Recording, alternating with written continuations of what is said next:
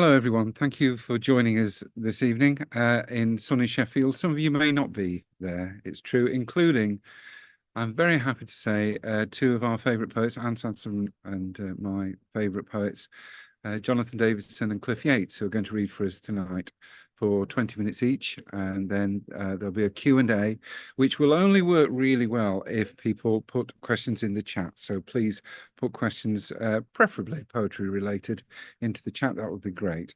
I'm assuming most of you know Jonathan and Cliff. Cliff's new book, our new and selected poems, his new and selected poems that we've brought out.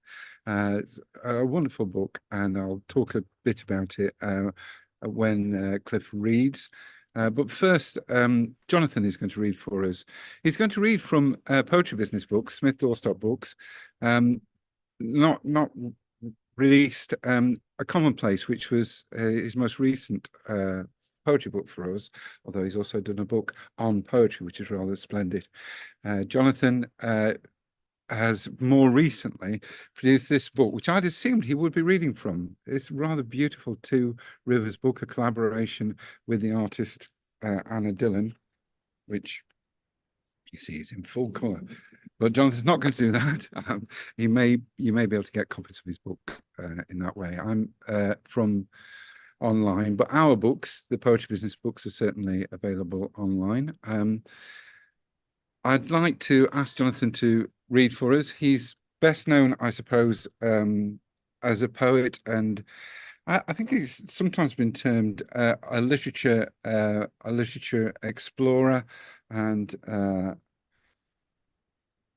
he has a particular interest in how poetry is heard and how it is experienced in the natural world.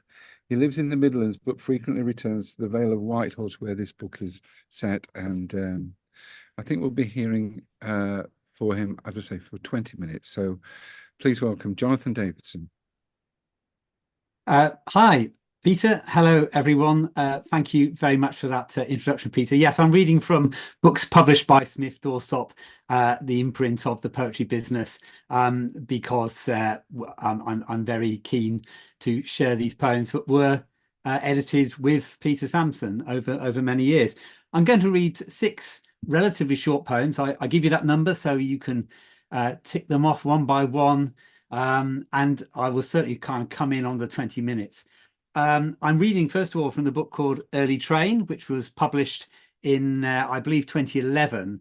I'd had a 17-year silence from poetry books, and then was persuaded by Peter to publish a book, and did. And this poem, strangely enough, is going to be called Goodbye.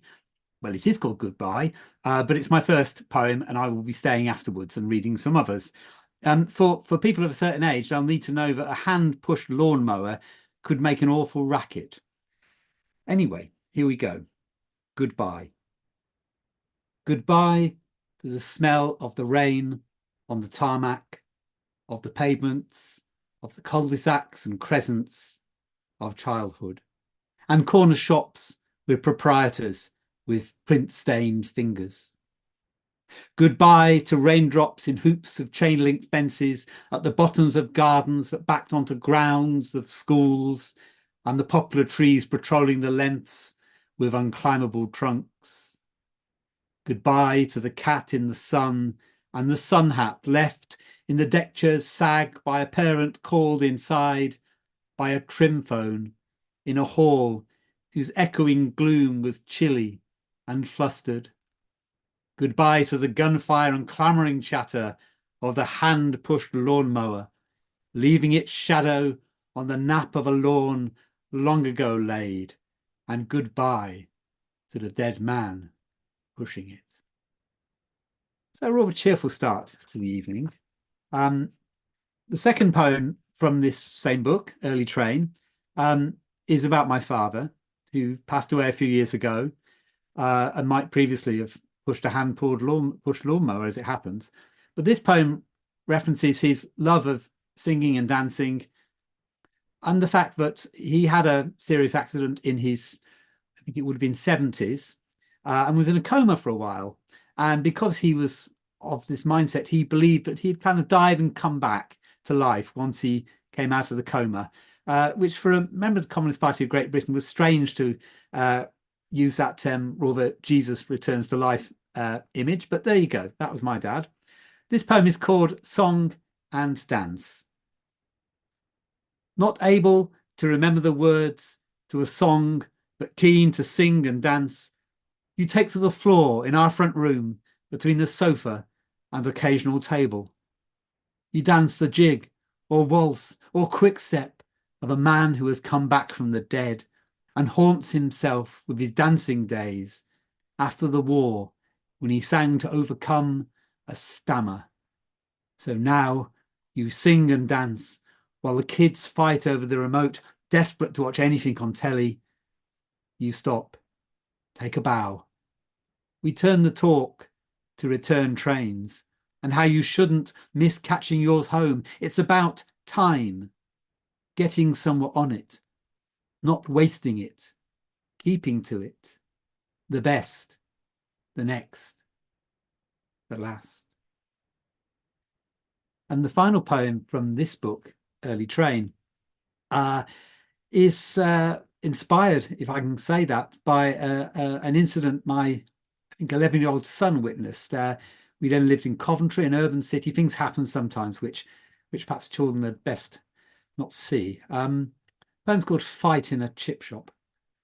Fight in a Chip Shop. And I mention Maserati Bora, which is a form of very fast car, Italian, I do believe. You probably all got one. I don't. Fight in a chip shop. Not overly concerned about anything, it seems to me, relentlessly optimistic despite our best efforts. I keep on thinking that things may go terribly wrong for you, but I'm not sure you'd notice, not sure that you wouldn't simply talk instead about something extraordinary you'd seen, a bird of prey, a red kite, with nothing better to do than lounge around in the air as if it owned the place, or a Maserati Bora accelerating between traffic lights, or, alarmingly, a fight in a chip shop in which, you report, 2 sausages got battered. I know, what a terrible joke. But Fred told that to me and my then wife, and we were totally taken in until the punchline. Bad boy. Anyway, he'll inherit none of my wealth, but it made a good poem. So thank you, Frederick Davidson, for that instant. I now move to my second book I'm reading from tonight, called A Commonplace, or to give it its full title, A Commonplace, Apples, Bricks and Other People's Poems. The book features some other people's poems, about 10 by people I like, poems I like, and there are poems about apples and bricks, of course. That's the same with most poetry books. And within it, there are some commentaries about how I came across the other people's poems and how I came across my own poem. And this poem I'm going to read you, I'll give you a little brief. So my daughter, Molly, was doing GCSE maths and not entirely enjoying it, and nor was I. And we were putting in some hours, father and daughter, to try and sort out, in this instance, a quadratic equation. There was a brief moment when we both understood what it was, and then that moment passed. And this poem is about quadratic equation, and more to the point, about x. But of course, it's really about love. A quadratic equation. A dad and a daughter are solving a quadratic equation. They are seeking the value of x using the appropriate process, beginning with factorization. A solution is proving elusive. They are outside the problem, looking in at curtained windows. Upstairs, a son, who's employed in the building trade, plays guitar, unaware of the mathematical impossibility of equal temperament. And the mum is in the front room, working out the likelihood of character A killing character B before the end of the episode. The daughter and the son cross on the stairs. She is fractious and has been sent to bed, while the dad puts in a couple more hours, but to no avail. Whatever the value of X, they shan't know tonight. And perhaps X has no value, or perhaps it has many values.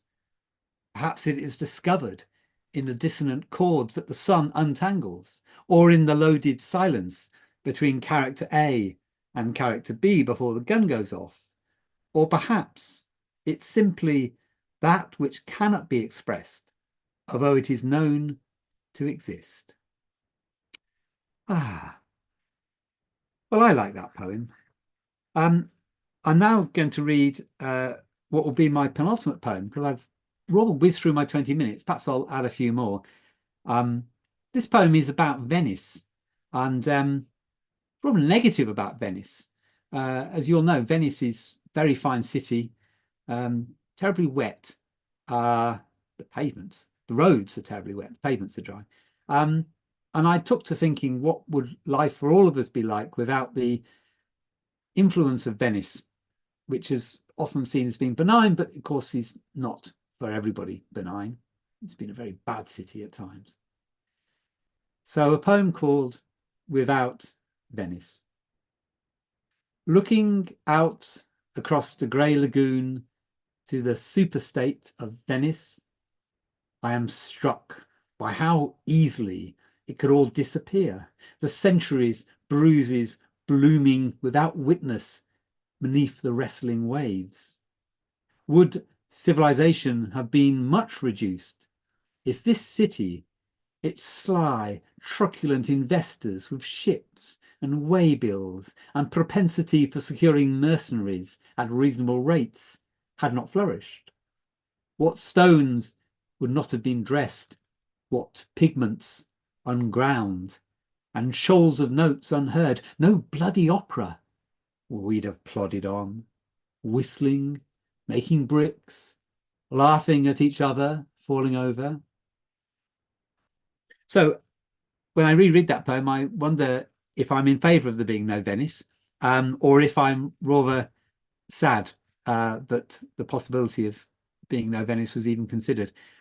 I like whistling, and if I could make bricks, I would enjoy that. And if you fall over, it's only right and proper if you're not hurt, but others should laugh at you. Although maybe Venice has more things to offer. I'll add a couple more poems to my set, otherwise Peter will be asking for his money back, because he's still got 6 minutes to go, 8 minutes to go. And there's me thinking I'll just read one more poem. I'm actually going to read a poem from this book by somebody else, because the joy of A Common Place was not just sharing my own poems, that's quite a muted joy, but the sense that I could share poems which have been important to me.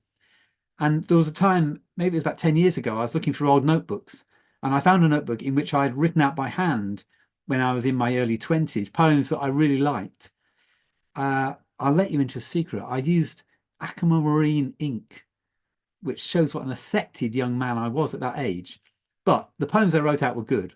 And here's a particularly good one by the poet Mick North, who for many years, and possibly still, stopped writing poetry. He was writing in the 90s and then just let it go. And when I eventually tracked him down to ask if I could use his poem, he claimed he still wasn't writing poetry. But he was pleased to have the poem reproduced. The poem is called Land, and you need to cast yourselves back to a time when Margaret Thatcher and those of her ilk strode across the land, doing not good things to many people. Land by Mick North, from A Common Place. Who loosed the wind in the singing fence wire, in the fence dividing the hill? Who tends the rowan in the fern-decked gill? They will answer you with the strength of the pound and the unfair advantage of high ground. Who sells the berries the field fares feast on, migrant, Viking, winter thrushes? Who dug the gill where the ringing beck rushes? They will answer you with the law's petrified truth, with broken promises and written proof. Who built the mill where they weave the weather, spin the jubilant roaring waters? Who sets the sleet and snowfall quotas? They will answer you with the permission of history and the dead wood of pedigree. Who taught the fox to prowl the rusty bracken where dusk draws fire from his pelt? Who gave the lever for the tackle, boots and belt? They will answer you with unbridled market forces and a fine tradition for breeding horses. Who saw the falcon stoop on the grouse, a sickle blade cut from the sun? Who decodes the signal from the sportsman's flashing gun. Do not listen to their answers. Do not accept their judgment of a sod's worth. Do not let the wicked inherit the earth. What a fantastic poem by Mick North. That is of my set, that is the best poem you'll hear. A brilliant poem, just so wonderful. And when I reconnected with it, I was happy to realise not that the situation he describes still continues in so many ways, but he had written such a poem that lasted, so wonderfully written.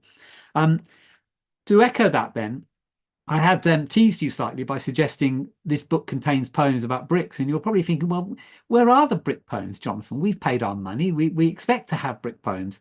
So I will read you one of the two poems, maybe three actually, in the book about brickwork. Those of you who aren't brick fanciers, it's a good hobby for a man of my age. It keeps you out of trouble. I like to identify the bonds, which is the patterns of the brick, Flemish bond, garden bond, English garden bond, and so on. This poem references some bonds. It also references some tools used by people who lay bricks. Sadly, I'm not a bricklayer myself. I'll say that when I'm a bit older. But I wanted to write it because I look at these vernacular buildings with their brickwork, and I always think somebody has very carefully placed those bricks together in most cases, and often made a really fine job of it, a really fine job. There's kind of love there. They're speaking in a way through the bricks, but their names are forgotten because they were just bricklayers. They weren't architects and they weren't people who were sculptors. So this poem is in homage to them, and it's called Brickwork. They use a Flemish bond, but set in it sufficient blue flared headers to make the lozenges of language for an eye to read with ease 100 years ahead. A brick arch frames a window for the light to be let in, and for a door, a lintel. All are laid, like script declaimed on Sundays, at faces plain as chimneys on a roof. The building of a cottage, house, or grange that finds its height and stands against the day is song for hands that speak in courses, that harden as they weary of the work. And they are done, or gone away, or dead, who cut the sweet pale clay of sentences and fired them in common kilns to make the narratives that keep us home and dry. What we read now, when walking through a place, is all that's left of those who squared the quiet day, who held their tongues but spoke vernacular. Thank you very much. So, Peter, when we joined him some moments ago to do final plans, said you'll be reading poems from your other book by the other publishers. And I worked with those publishers because I had a series of books with images and poems.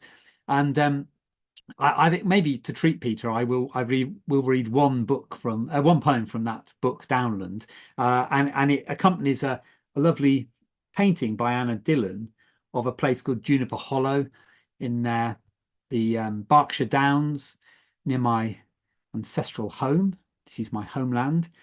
And this poem, relatively short, references the writer W.G. Hoskins, who wrote a simply marvellous book called The Making of the English Landscape, which changed my life when I read it. I suddenly saw things different.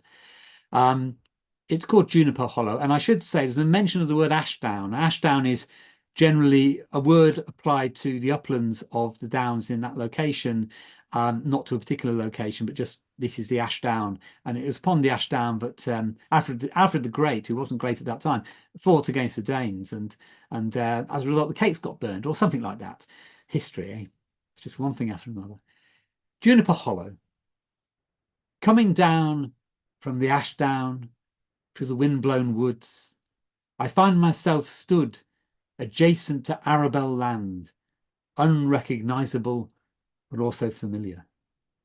It is 1982, and I am jobless, aimless, diligently reading The Making of the English Landscape by W.G. Hoskins for the fourth time, loving his Saxon boundary ditches and Roman towns, how he read the landscape like a book and would have had something to say about this anonymous spot, on the uses of juniper, perhaps, or how past industriousness brought wealth to one and destitution to another.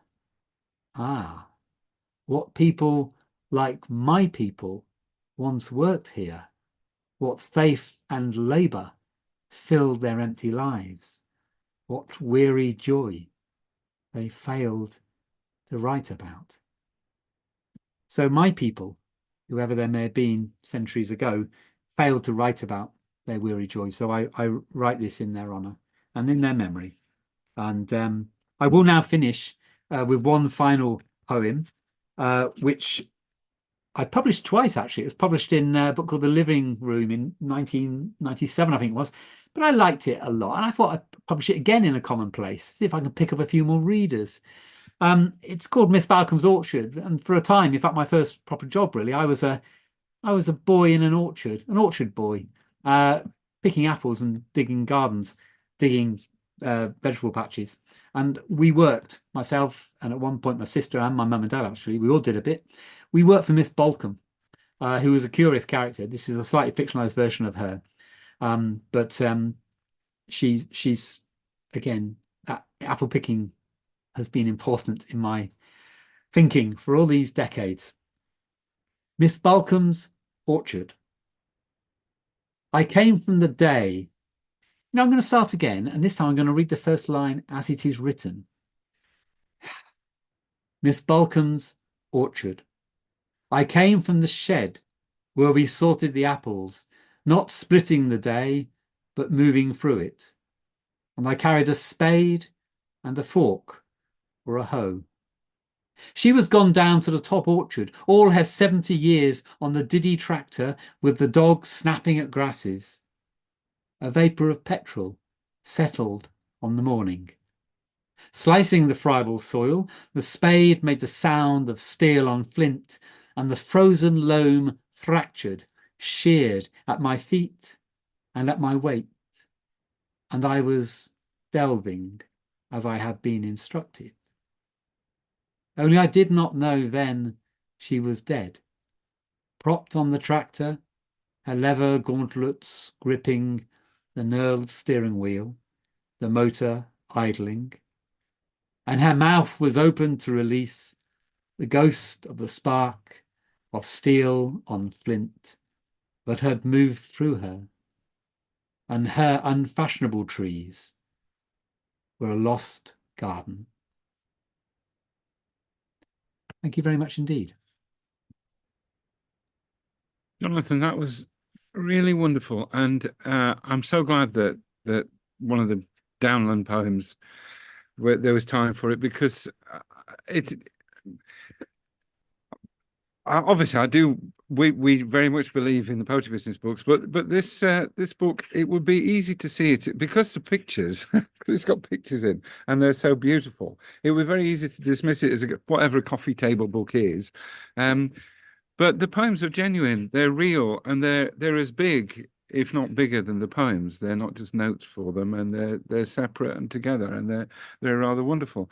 But as we've heard, the poems that you've written for us as a publisher are just equally wonderful. It'd be nice if there's time in the Q&A afterwards to say something about that project, which it was really the Commonplace book, and why it's so different to most poetry books. I'm going to turn.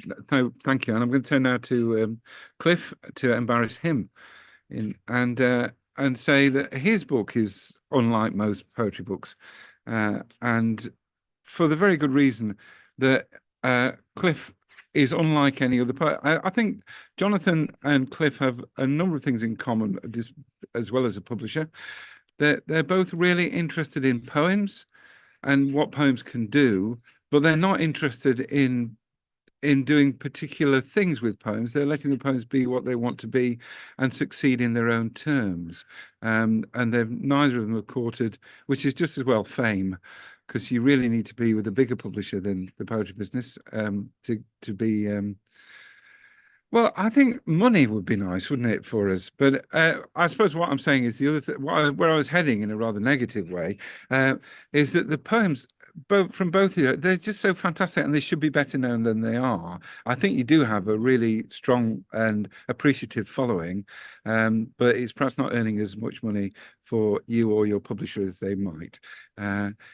They're wonderful poems, Cliff. I'm so glad that you're reading for us tonight from the new and selected poems. And I'll just say, well, it says here that you'll probably know this. You're born in Birmingham, grew up in Birmingham, Kidderminster, left school at 16 for the printing factory. You see, that's quite unusual, I think, and did various jobs before returning to full-time education. Cliff taught English at the Maharishi School, where his students were renowned for winning poetry competitions.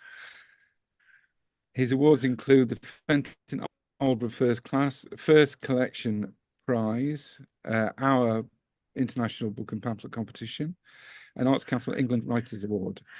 Cliff wrote Jumpstart Poetry in the secondary school during his time as Poetry Society Poet in Residence.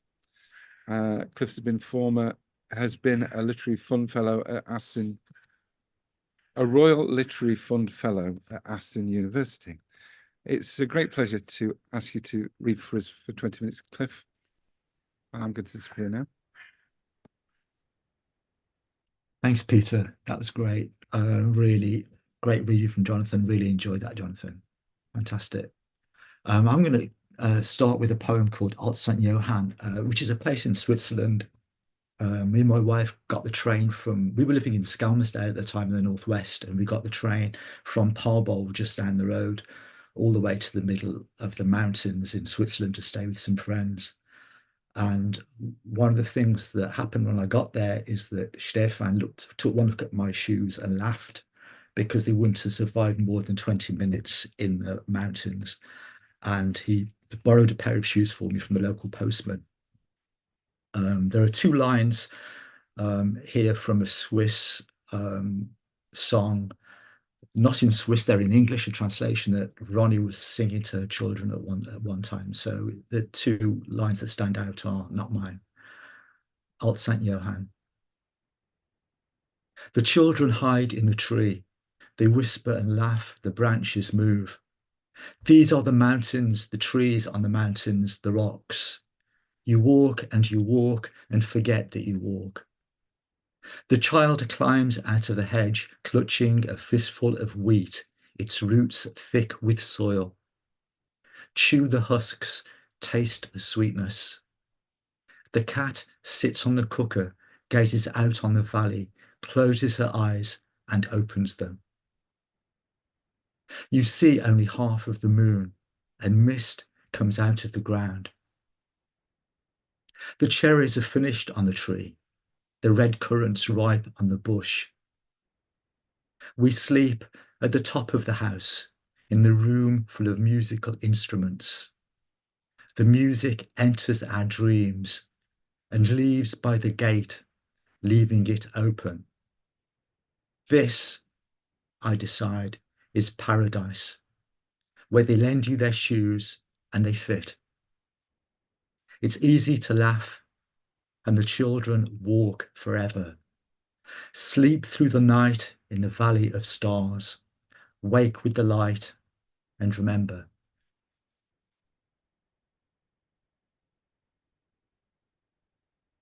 I'm going to read a poem from my first collection called Tonight in Kidderminster. And the first part's a true story. Me and my friend Enzo were walking home one night and we were chased by a couple of lads who were trying to steal my dad's strawberry that I was wearing at the time. And the poem gets diverted by a metaphor, I think, really.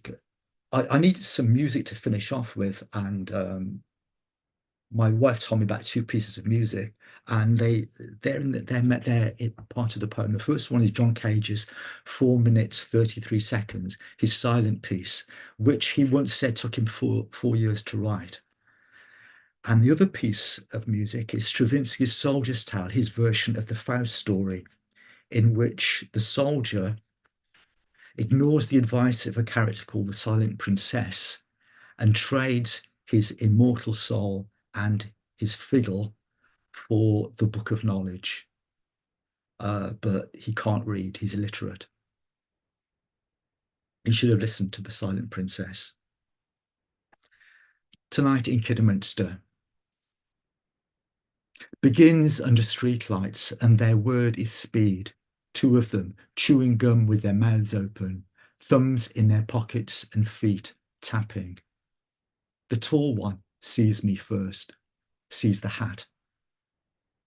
This hat goes with the hair, the desert boots and jeans, the shabby raincoat and ripped gold lining. It goes with the sky before rain and just after, and with one unforgettable night on Kinver Edge, 8 of us in the back of a minivan. This hat is my dad's, and I wouldn't sell it for £50. They chased me for it and lost. Turn left into another story, fiction. It begins up an entry, trembling hands full of someone's prescription, eyes that are needles, sewing the hem on tomorrow's shroud. Or gramophone needles. The first record is Stravinsky's Soldier's Tale. The devil's guest, Private Faust, has forgotten the silent princess. He hums along to the drum solo and dreams only of the fiddle he traded for a book. Words he could not read, words he can't remember. Next, it's 4 minutes 33 seconds, a bootleg of David Tudor live in Woodstock, New York, 1952. The duff tape missed the rain on the roof, traffic in the distance, the people angrily rising and leaving, but detected the silence. 4 years in the making. Listen. No sound but the lid of the piano. Tonight in Kidderminster, our audience is the night. The agitated stars cough less and less discreetly. By the third movement, programs flutter like moths. Barely visible to the naked eye, the devil jigs to the soldier's fiddle, while the silent princess wheels the plough across the night sky, and the pole star stays where it is.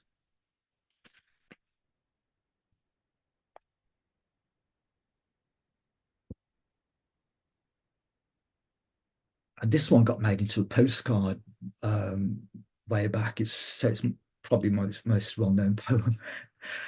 It's called Meeting the Family, and it's about a true story that happened to someone I met. The first time he met the family of the girl he was hoping to marry, and the pet budgie was flying around the room, and this is what happened. Meeting the family. He says something witty about the budgie. They smile. He's smiling so much that his cheeks ache. He crosses his legs and kicks the budgie into the fire. She screams. It is not a good start to the evening. It is not easy to make conversation with charred feathers floating about the room.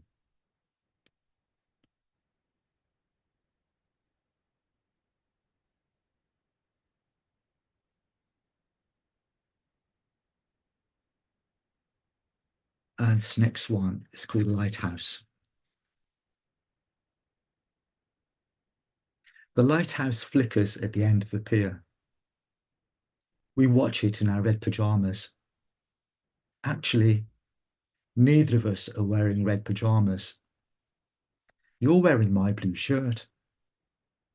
The lighthouse flickers at the end of the pier. It's the only thing we can be sure of. Everything's uncertain since you set alight my record collection. I'm trying to work out an appropriate reaction, rearranging things in my head to eliminate all memory of the record collection. The lighthouse flickers on and off. Actually, it doesn't, you point out. It just appears to. You look amazing in my blue shirt. I haven't words to describe how good you look in the light from the lighthouse. Now you're here, now you're not. Maybe I should burn something of yours, you suggest. Your voice leaves me in the dark. It doesn't sound like you when I can't see you.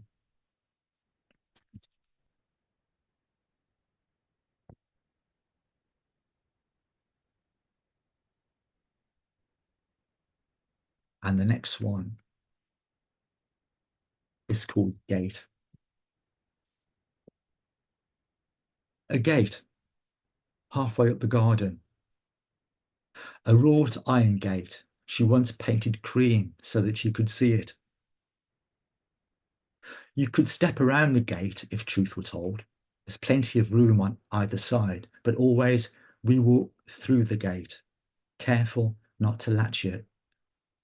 Her fingers at 88 can no longer manage the latch, and her legs can barely manage the step.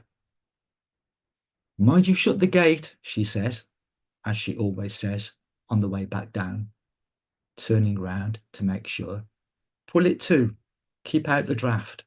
That's it.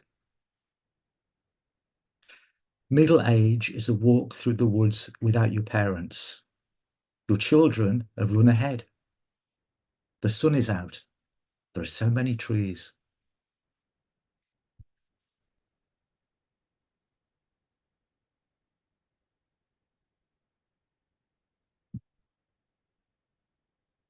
Emergency rations. Emergency rations are tasting better and better, and they would, wouldn't they, if you were on emergency rations.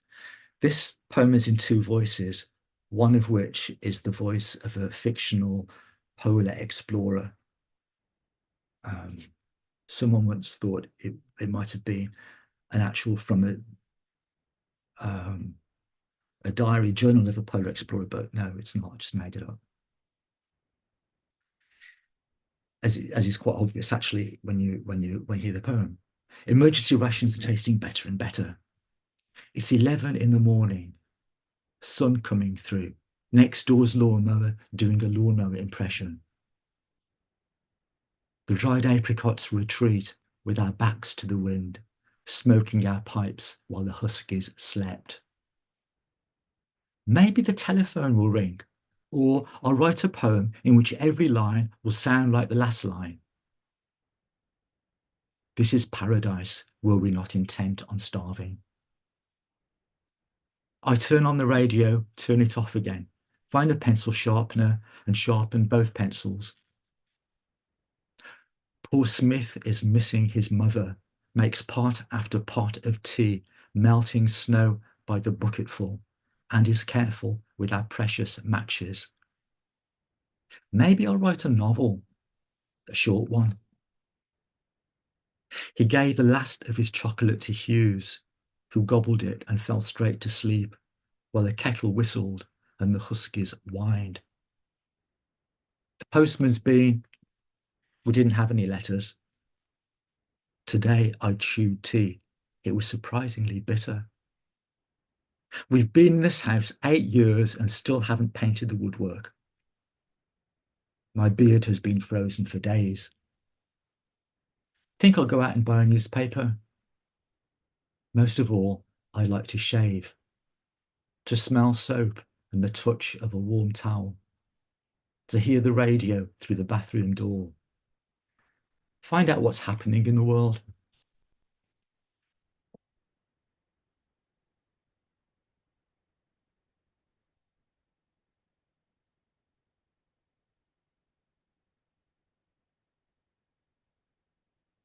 One of the, as Peter mentioned, I did a Royal Literary Fund fellowship at Aston University. And one of the great things about it was the swimming pool there is absolutely beautiful. It's an old Art Deco building, just gorgeous. I used to go along there just to look at the pool in my lunch. I didn't have time to go for a swim because it was just such a lovely place. Stunning. Which has got nothing to do with this poem, actually, even though it's called Swimming Pool. I thought they let the water out at night, but no, In the glow from the security lights, it shimmers blue, a ghost of itself. The changing rooms around the pool, doors open, appear to wait. I could take off my clothes and swim, sit on the side and drip dry, put on my clothes and dive back in.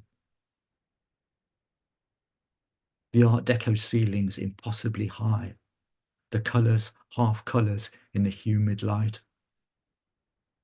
I take off my shoes and socks, walk around the pool, taste the quiet. No echo, just the heater's hum. The tiles cool on the soles of my feet. A monk in cloisters, I have been here for years. I've been here forever. There's a clock on the wall with no hands. It is any time and no time. It is that time when we were children, me and my brother. Dad, just in from work after his dinner, takes us to the club at West Bromwich.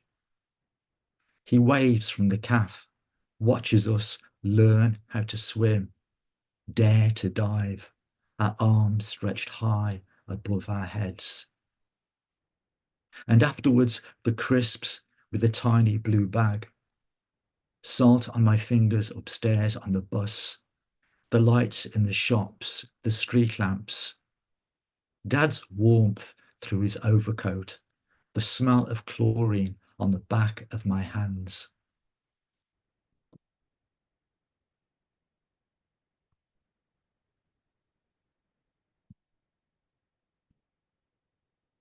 This one is called Baldwin Road.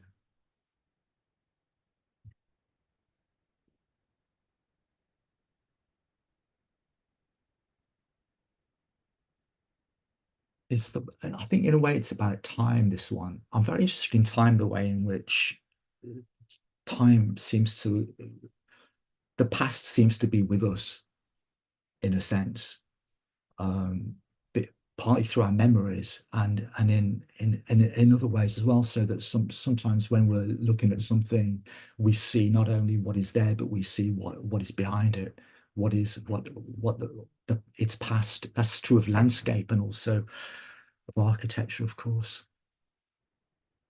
Baldwin Road. Patches of melting snow on the sodden lawn, the other side of the coal bunker we built and demolished. Horses shiver in the field. Dad cycles up the hill on his way to work, haversack on his shoulder, beret pulled low. It's his last day. Next door but one, the John Denver lookalike is burying something in the garden, watched by his new dog, ears back, tail moving. Jack sweeps his drive, sweeps up the years, gathers them in a bucket, leaves them by the streetlight that's still on. Condensation. A noise from the chimney. The photographs on the mantelpiece pull themselves together.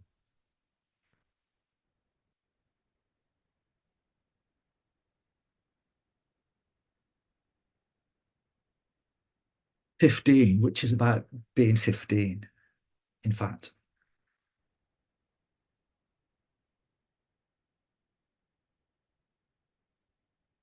Philip Aston was born middle-aged. Brill cream and cycle clips, a faint moustache, like somebody's dad or one of the teachers. Here he is in the bike shed, chaining up his RSW, 15 years old in his prefect's blazer. Prefects. Roger gave us 25 lines for mucking about. Then we talked him out of it. I saw him recently, called in at the farm. He told me how they found their dad in the cowshed. Heart attack. That's how he wants to go. The barn I creosoted when I was 15 is still standing and hasn't been creosoted since. There Cedric showed me how to drive. We followed a track round the edge of a field. He had to turn off the radio. A good record made me go faster. I didn't realize. It still does. They'll never make me a prefect. The special blazer, the badge, not in this lifetime. Hanging about the bike sheds, waiting for something to happen. Or singing along in the outside lane, 85, 90.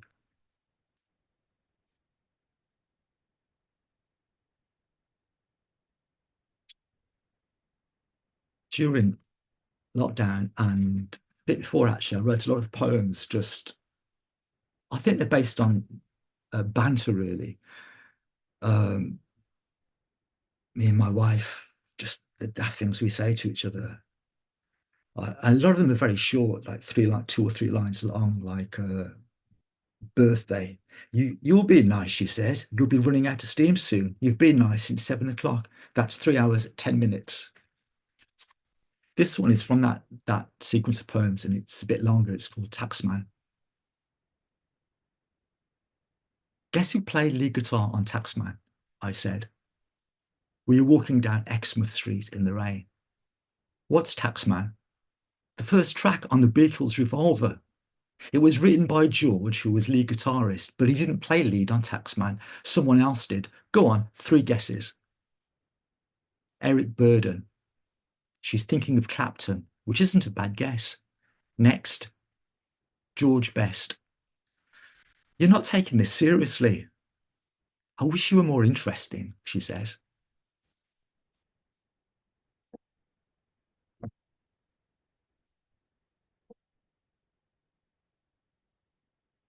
This is the last one I'll be reading, and it's called The Lesson.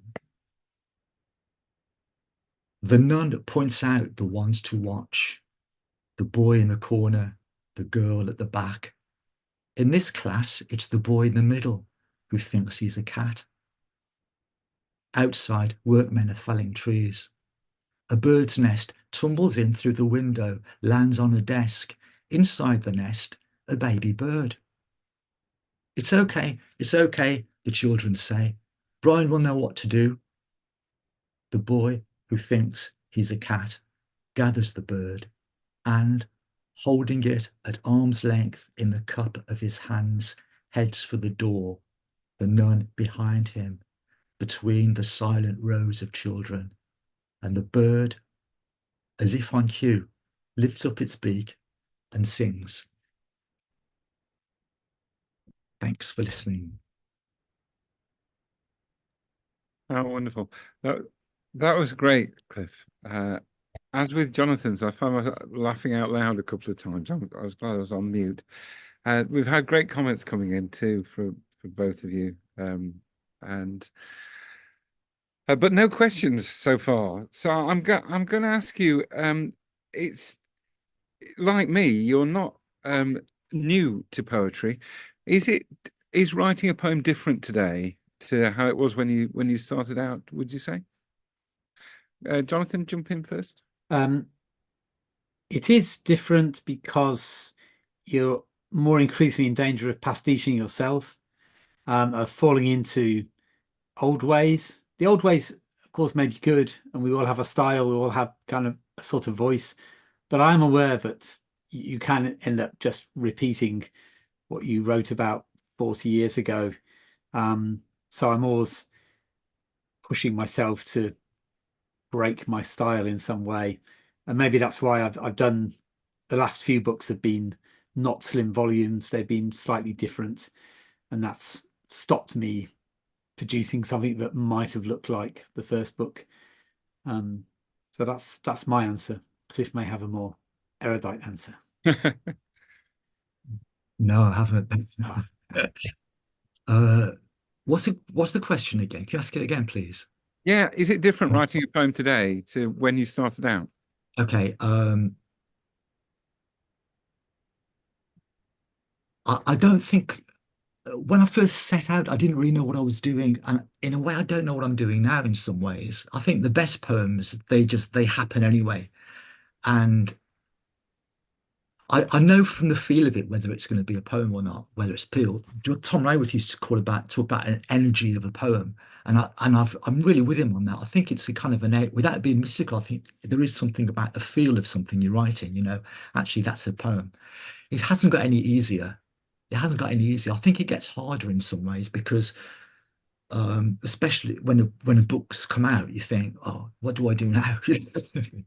So no, it is different, but in some ways it's just the same. It's still you and the page, isn't it, really? What you having another thing that you have in common is that you both seem to enjoy poems. You enjoy other people's poems, and you enjoy your writing poems.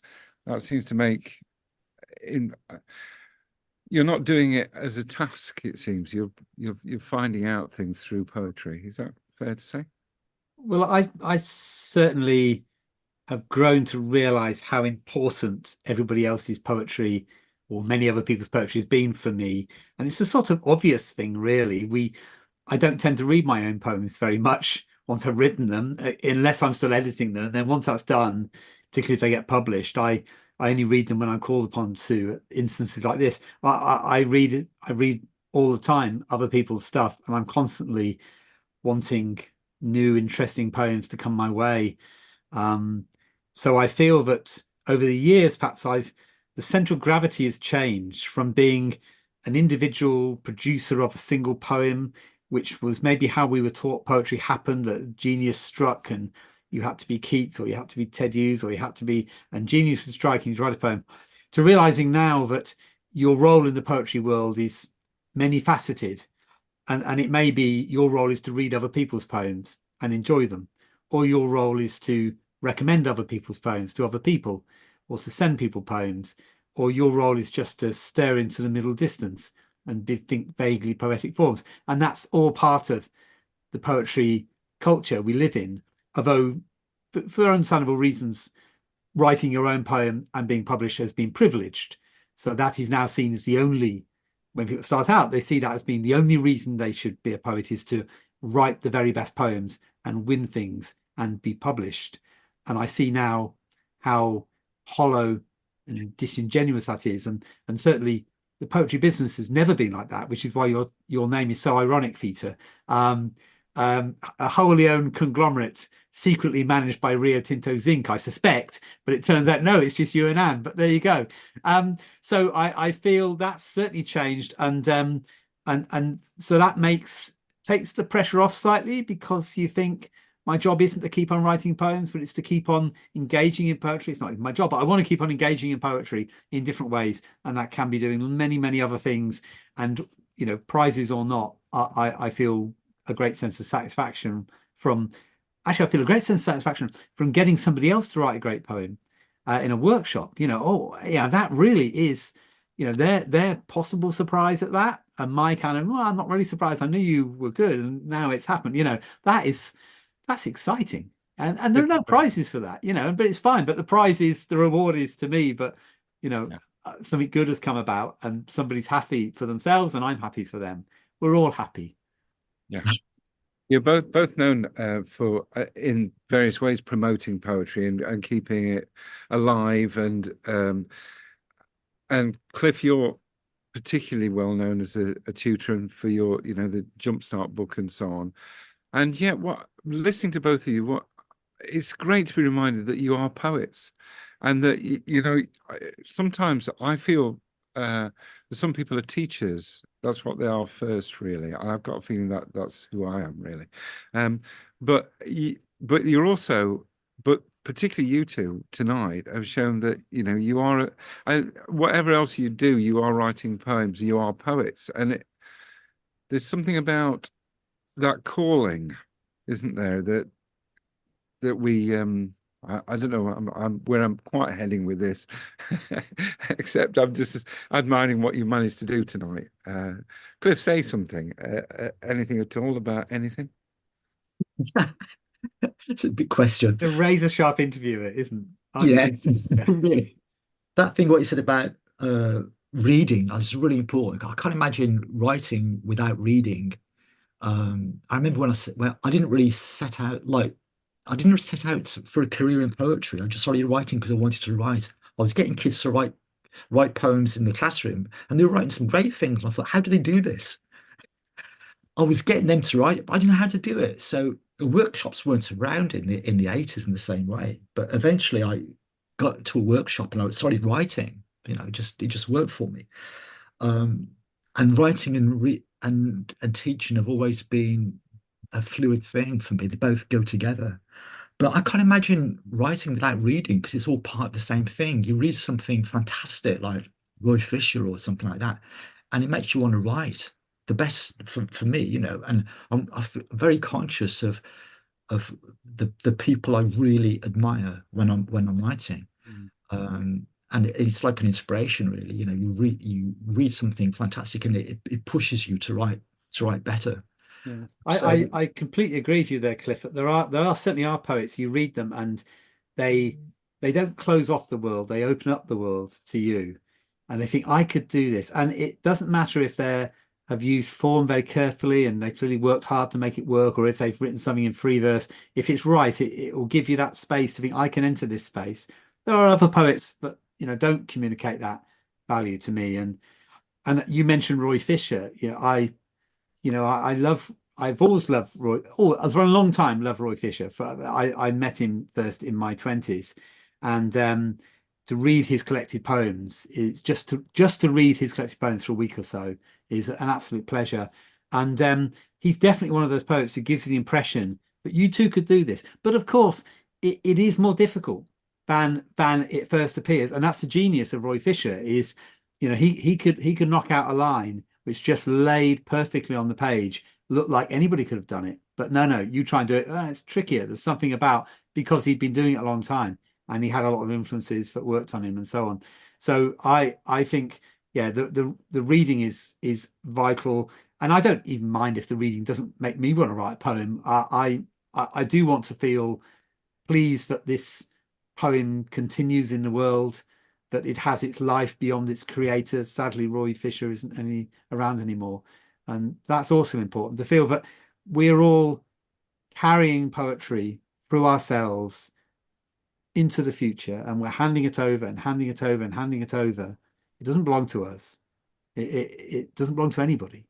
It's a wonderful thing. It doesn't diminish however many people use it. And when we're finished, we just hand our poetry on and so it goes on. That is the opposite of being famous, as Peter said. It's a shame, we aren't better known, irrelevant, because we're not here to be better known. We're here to take poetry and carry it through ourselves and hand it forward. It's a great Will thing I to cry say. now? I think I should cry at this point. Yes, It says I in the think, notes I'm supposed to cry. but it would fly in the face of what's happened tonight, which is we've had fun, haven't we? Well, I've had fun as a listener.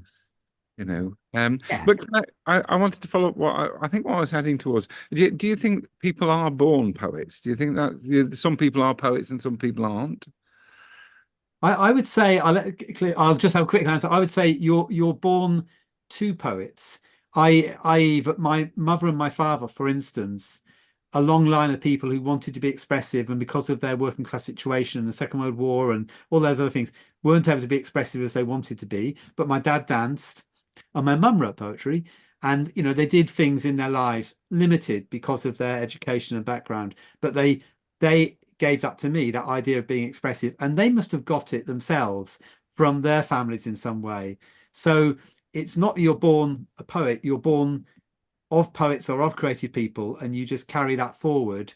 And actually, most would probably agree that so many people have creativity. It's hard to find people who don't really have creativity if they give themselves a chance in some form or other. It may manifest itself in fly fishing or in model aircraft, whatever, but they want to make something happen, be part of something. So I'd like to say not that there is somebody who's clearly defined as a poet and they are different from other people, because I think that way that closes other people out. Unfortunately, we've had too much of that in the past 1,000 years. Anyway, Cliff, I'll stop talking. You can answer the question. You reminded me of. Can you remember that interview where Morecambe and Wise were asked what they'd have been if they hadn't been comedians? And Eric said, oh, we'd have been Mike and Bernie Winters.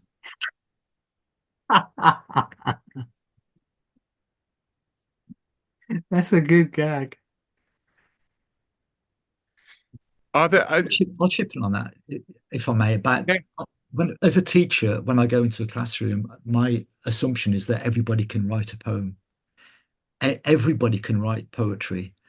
The question is whether whether you decide to write more poems and maybe get some published. And obviously things like your background, your education, where you come from, everything goes into it. And you might want to do something else. I remember when I was teaching, I got some great poems out of kids that were scientists, that saw themselves as scientists, and were definitely not going to take it any further. And that was equally fascinating for me. Do you know what I mean? So I don't think there's this thing that some people are poets and some people are not. It doesn't make any sense. It's simply that some people, this is what they do, that they write. And it's about writing, isn't it? It's about writing. It's not, for me, it's not ultimately, it's about the act of writing and what it does. And for me, that's how I see it anyway. You know, like I write, that's what I do. Other people write, other people make music. I wish I could do that, you know. That's fantastic. We're going to close, unless there's anything else that we've as I say, we've had loads of really interesting comments. Lydia Harris up in the Orkneys in Westray says the poems and the conversation and the sunlight in Sheffield, everything is such a joy. Thank you, she says. Thank you, Lydia. That's a pigeon just going over there with a message. I don't know if you could hear it as it went by. For Lydia. So you're going to read. We've asked you to read a poem to bring the evening to a close. I'm going to disappear again, Jonathan. So thank you very much, guys. It's been great reading. Too short, as I realise, but it's really smashing. And anyway, thank you, Jonathan. We'll read first, and then Cliff. Thank you very much, Peter. And it's been lovely to read with Cliff and great to have the conversation with Peter. So the final poem I'm reading is also from A Commonplace, available from Poetry Business.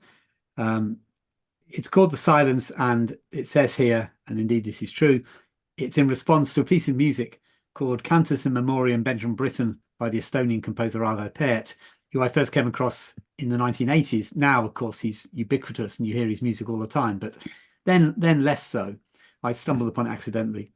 And this poem is called The Silence. I like best the silence that is not silence, but our breathing, the orchestra of flesh and thought caught in looped arpeggios. But back to the silence that comes at the start and finish and places a hand on our shoulder or takes our hands and leads us not to heaven or hell, but into the everlasting place of unknowing from where we struggled out. But back to the silence that for us on the surface of the earth is nothing like silence, but a continuous roar of obligation and dispatch and coming and going. And for Benjamin Britten was the great bell tolling and then not tolling. And that is what I like best. The silence that is noisy like the bell, but we go back to where we came from. Thank you. Yeah, Jonathan said, thanks, Peter, for organising, for chairing this and for inviting us to read. And it's been great to read alongside Jonathan. Great. And thanks everyone who came. Dog. So many places closed. The off-licence, the butcher, the corner shop, even the telephone box screwed shut. Dog had come a long way. And now what? The cherry blossom, he noted, looking up for once from the pavement, was particularly stunning this year. Maybe it was the same every year, but noticing it, his heart was lifted, and he decided not to be disappointed. The journey had been arduous, the future was uncertain, but there is more to life, he reflected, cocking his leg against the letterbox, than a bowl of fruit on a table. Thank you.